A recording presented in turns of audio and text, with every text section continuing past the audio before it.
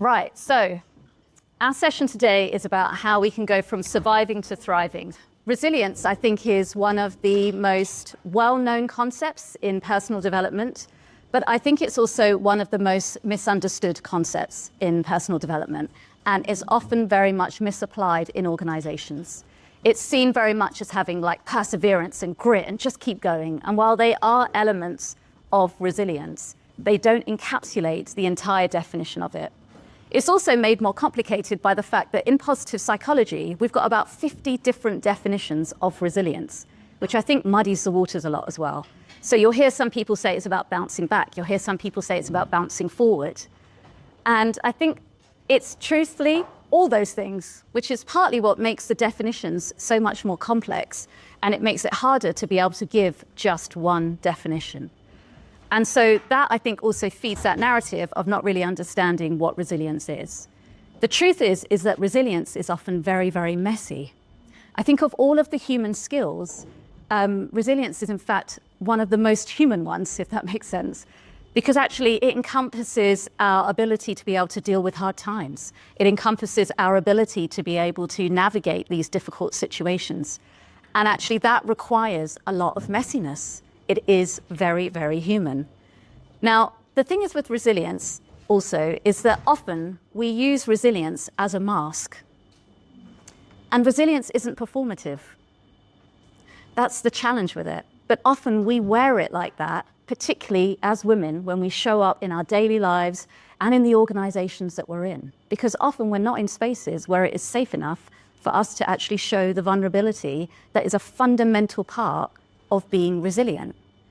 Now, the World Economic Forum says that resilience is one of the most important skills that we need right now and in the future. It's up there with learning about artificial intelligence.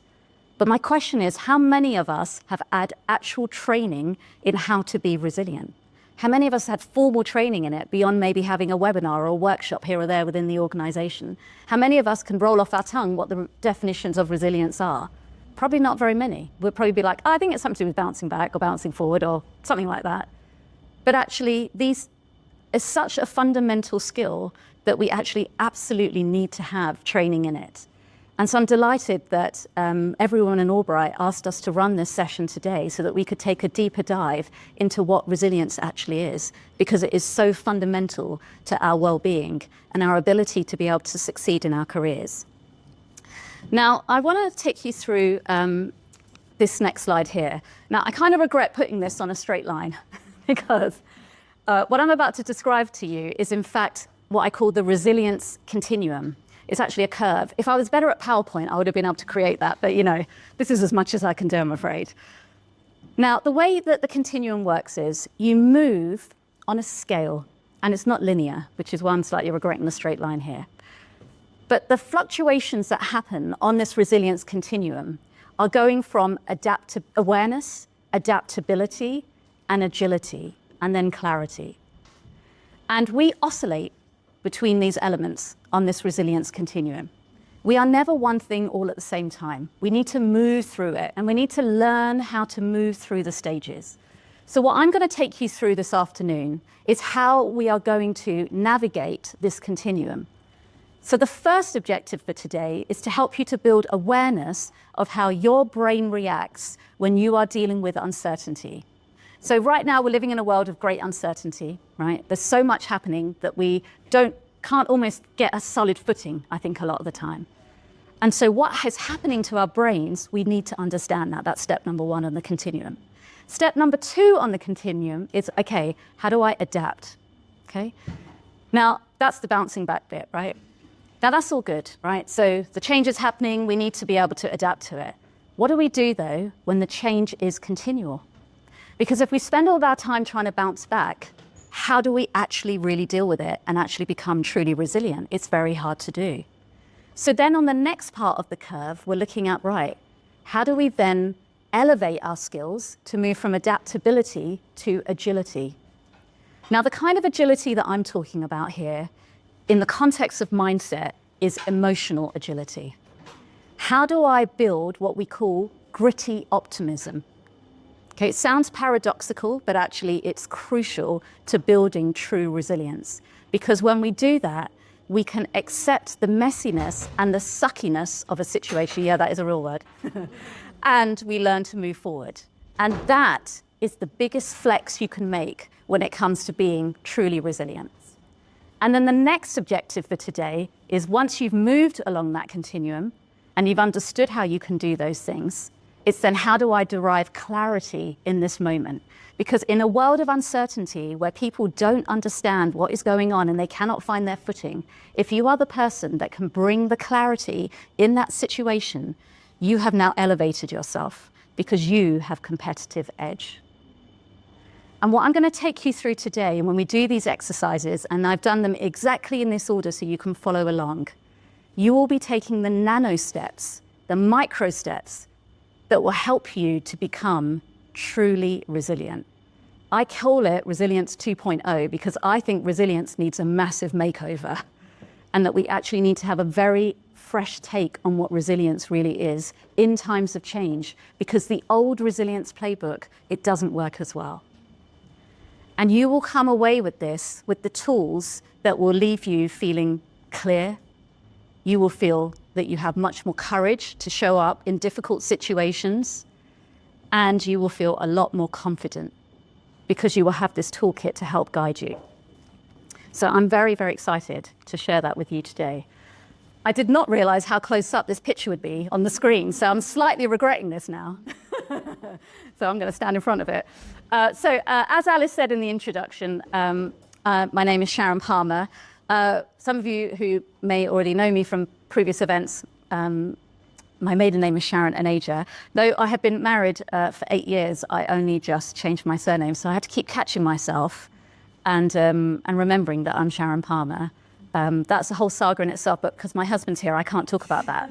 So come see me afterwards if you want to hear about it. So I was a senior corporate leader in various FTSE 100 and Fortune 500 companies. I was very fortunate. My career took me around the world. I've worked across the EMEA region. I've worked in the UK. I've worked in APAC as well. So I've worked in very different cultural scenarios. I led big global transformation projects in those organizations. I have been at the sharp end of change and transformation my entire career. And I have been really bad at it and then got really good at it. So I'm going to bring all of those knowledge and experience and share it with you today. And I guess share my own vulnerabilities around that as well. I'm now the Chief Heart Officer at Humanity Works Consultancy. I will take you on that journey when I share my story as to how this happened. But I essentially go in and work in organizations, and I help to make teams more resilient so that they can learn to bounce forward. Like Sally as well, I do some keynote speaking, and no surprises, speak on resilience and how to thrive through change. So this is how I have divided up today's session. We've just done the introduction. Thanks, everyone. We're going to have some forced fun after this, the icebreaker, because, you know, who doesn't love a bit of forced fun, right, on a Friday afternoon? I feel like this is what we need. And then I'm going to share with you my story, what happened. As Alice said, trigger warning, if anybody does need to get up and not hear the first 5 minutes of it, I completely understand. Don't feel you need to justify anything, but stay if you are comfortable with hearing some of those subjects. We'll then go through the exercises. So I'm going to take you through that resilience continuum. We're going to do each of the exercises step by step all together. So the first bit is going to be around building your awareness about what happens in your minds when you're going through uncertainty and change. And then I'm going to give you another tool that helps you to do the adaptability bit right now. So I appreciate that title sounds a bit heavy, From Deathbed to Chief Heart Officer. I promise it is not a doom and gloom story, and I hope you feel elevated and inspired after it. So this is very much a story of resilience. It's a story of beating the odds. It's a story of reinvention, and very much this journey of going on this resilience continuum, you know, of learning the perils of only knowing how to bounce back, and then learning the power of being able to bounce forward. And I think we learn a lot through human stories. We learn a lot by other people's experiences, and that is why I'm going to share this with you today, to enable you to reflect and to learn about your own experiences around navigating challenging times, which is the world that we find ourselves in right now. So in order to really give you a bit of context and to help you help you to understand this story a little bit more, when I started out my career, and I'm definitely going to be aging myself right now by saying this, I started out in the 1990s. Now, at that time, I remember my role models were like Gordon Gekko from Wall Street. If any of you too young to know that reference, think Wolf of Wall Street. So I think you kind of know where I'm going with this. Like Melanie Griffiths from Working Girl. It was all shoulder pads, stiff coffee, and lots of ambition. When I entered the workplace, you still booked meeting rooms on paper. I carried around like a Nokia brick phone, that could have survived an explosion. I remember in my first job, this is back in the day now, I was working in publishing and I missed my quota for the first quarter. And the sales director got her shoe and threw it at my head. I never missed quota after that. Now, I am not glorifying those days, although there is a part of me that kind of misses those days in a weird way, because it was very much more black and white. And I mean that in the sense that that world that we inhabited back then, it was very command and control style leadership. And I'm still got elements of perfectionism about me, but I was a perfectionist, an overachiever. And so I very much was in that mindset of like achieve and get higher and get the promotions and get the pay rises. And to be honest, that is exactly what was fostered within us. And I liked the command and control style of leadership because it's black and white. You know exactly where you stand with it. And perfectionists, we like that. Now, I bring that up because we're in a world now of great uncertainty, and I can see an enormous resurgence of command and control leadership. And on the one hand, I'm like, but on the other, I completely understand it. And many of the leaders that you're probably working with at the moment, they came up in that same world that I did, where actually this was the norm and it was celebrated, and we built very, very successful careers off the back of it. And fast forwarding my career, by this stage I was a senior leader within corporates. It's 2014, and I started to get really unwell. And I went to the doctor and she said, look, you've got to have this surgery. It's not life-threatening, but you've got to have it done within the next couple of weeks. It's urgent. And I said, okay, how much time do I need to take off? And she said, 2 weeks. And I was like, please, 2 weeks. So I went back into work and I said to my manager, I said, I've got to take 2 weeks off. I won't need it. I'll be back in a week. No doubt I'll probably be logging on after a few days. Because in my mind, it was very much like, keep going, right? Keep going, keep achieving, keep getting the next thing. It was always the next thing. And I didn't come back to work after a week. In fact, I almost never came back to work because the surgery that I had, it went wrong. And the surgeon thought, she stitched me up, repaired it, and sent me home. Said everything was going to be okay. Within 48 hours, I was being wheeled back into A&E, only to be told by another surgeon that I was dying and that I only had a few hours left to live. I had developed something called peritonitis, which is like septicemia. And essentially, my organs were starting to shut down. And I can remember in that moment, as he was telling me those words, I had this enormous realization that I had given up so much of my life for work, for achieving all of these things, for the promotions, the pay rises, the nice house, the nice car. And in the end, when everything was about to be taken away from me, none of it mattered. Not one of those things mattered. And I realized that I had sacrificed the most important thing in my life, and that was love. And I can remember turning to my dad, who was next to me at the time, and I said, I never even got the chance to fall in love. I never had the chance for anyone to love me back, and I never got the chance to have children, and it's not fair. Obviously, I survived the surgery, but it was very, very touch and go, and most people in that situation do not survive that because it had been left to go on for so long. I'd become so unwell. When I came out of the hospital many, many weeks later, and I came back into the real world, I really struggled. Even though I had had this intense moment of clarity, I was riddled with uncertainty after that. Not only did I not know how to do any of the things that I knew I needed to do, I was afraid.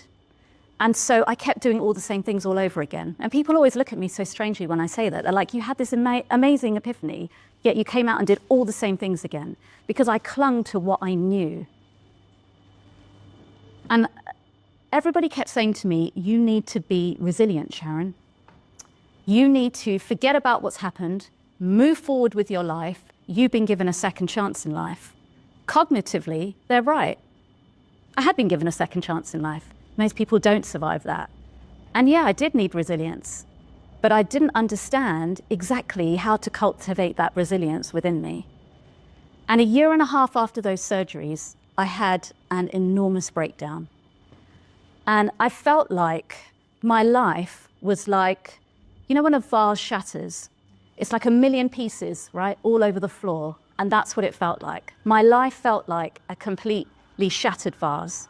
And every time I tried to put the pieces back together, to bounce back, to be more resilient, the cracks kept getting bigger and bigger and bigger, until in September 2015, I couldn't cope anymore. And I had an enormous breakdown. And I remember being in front of my family and saying to them, help me. Because I'd got to the point where I could not carry on anymore.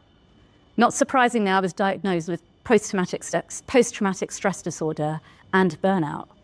Because all that time, I had been wearing the mask, the performative mask. And at that point, the mask had finally fallen. Because it turns out that I wasn't actually being resilient. All that time where I just pushed through and tried to carry on, that wasn't actual real resilience. And I remember one day my sister taking me to one side and she said, you've got to find your silver lining in all of this. Otherwise, this is going to destroy you. And I went away and I thought about it. And I thought, she's right. I need to put down the vase because I can't go back. And actually, to build real resilience, what I needed to do was actually build a brilliant and beautiful mosaic. Because with the mosaic, I could add tiles as I grew and developed. And that mosaic could be of many different colors. And it allowed me to be agile, flexible, adaptable. And that mosaic allowed me to become. As Michelle Obama says, we are all becoming. And what it allowed me to do is to become the person I was always meant to be. And so I always say to people as they go through challenging times, put down the vase and start building your own resilient mosaic. Because that allows you to learn, unlearn, and learn again. And that is a fundamental part of actually being truly, truly resilient. Now, having that mosaic and having those tools was one thing, but actually I had to go away and actually learn the science behind it, which is why I studied positive psychology, which is why I became a coach, which is why I took tools from the US military, because at that time they were the only ones that had real tools that actually enabled resilience in people. And so when I put all of this together and I went back into the workplace for the second time, I could see that everyone else around me was struggling too. I wasn't the only one. And so that's when I thought, actually, there's so much that we need to do here to actually help people to build their own resilient mosaics. That actually we need to give them the tools so that they can thrive through change as well. And that then became my life's work. And so actually, when I came back into the corporate world for a second time, I started to lead very differently, very much through trust, very much as a chief heart officer, which is what I've gone on to become now, and the role that I play in organizations. And there's 5 key things that I want to leave you with today from this section about what has been the most resonant for coaching teams to be more resilient, to actually be able to bounce forward. And the first one is this: growth is not linear, okay? When we grow, we take as many steps backwards as we do forwards. So it's about learning, unlearning, and learning again, which means that we need to create learning loops within our organizations, within our teams, so that we can enable that kind of dynamic learning as we go along. The second thing is there's no going back. When you're going through any period of change, whether that's individually or whether that's as a team, you will not be the same on the other side of change. And that brings with it opportunities, but it also brings with it a lot of fear. So we need to be able to train our minds to be able to imagine different scenarios, because the change brings uncertainty and we don't know what that's going to look like, which is why we coach people to do things like practice what ifs. What ifs are really good imagining a scenario where you imagine different scenarios. And actually that is a key capability to actually building more resilience within your teams. The third thing is you can grow stronger from challenge. Okay, you don't have to go through life-threatening situations to go through it like I did. We all have the capacity to be able to grow stronger from challenge. There is pain that uses you, and there is pain that you can use. And that is a fundamental part of actually learning how to grow from challenging situations. And the way to do that is that we need to cultivate within ourselves and within our teams the right kind of hard. We have a culture right now that prioritizes comfort, but that comfort doesn't help us to actually build resilience. So it's all in the wrong way at the moment. We're overstretched, but we're understimulated. So how do we create the right kind of stretch within ourselves and within our teams? That's a fundamental part of being resilient. Later we'll talk about tools like swallowing the frog. I know it sounds a bit strange, I will explain it later.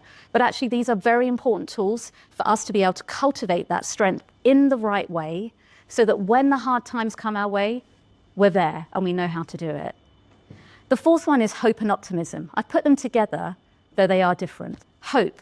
Hope is not wishful thinking. It's about knowing what the goal is and how you're going to get there. Having that belief in yourself, which is a lot of what you covered with Sally this morning. Optimism. Optimism is about gritty optimism. It's about leaning into the difficult situation you're in and being able to find a way forward. And that gritty optimism is crucial. The people who are just hardcore optimists are actually not resilient at all, because they're living in a land in which they believe the outcomes will be great without actually dealing with the situation they're in, and actually they're less resilient than most people. And the final one is courage. Courage is so key. It's the everyday moments of courage that we need to bring into this world, into your organizations. And sometimes that courage might just be, I showed up today, that might be courage. Or maybe the courage is actually telling someone something hard. It's giving them some tough love. I'm a big fan of tough love. Chief Heart Officer, people always think I'm going to be putting my arm around everyone, being like, it's okay. No, tough love. Hear it. It needs to be heard and it needs to be said. And that is how we grow and we develop. And those everyday moments of courage, they are absolutely what defines us. In hard times, we cannot choose the challenges, right, that come our way, but we can choose how we respond to them, and we can choose how we rise through them. The Navy SEALs have a great saying. They say, in moments of pressure, we don't rise to the occasion. We sink to the level of our training. Today, I'm going to give you the tools so that in the moments of pressure, you have the training to fall back on so that you can rise to that occasion. Right now, learning how to be resilient and to thrive in uncertainty is two things. One, it is survival, but two, it is your competitive edge. And as women in the workplace, we need that competitive edge so that we can show up with courage, with clarity, with commitment, with determination. When everyone else is losing their minds, you're the ones that can stand there and say, I have a way forward. Let's do this. And I believe in every one of you that you have the capability to be able to do it.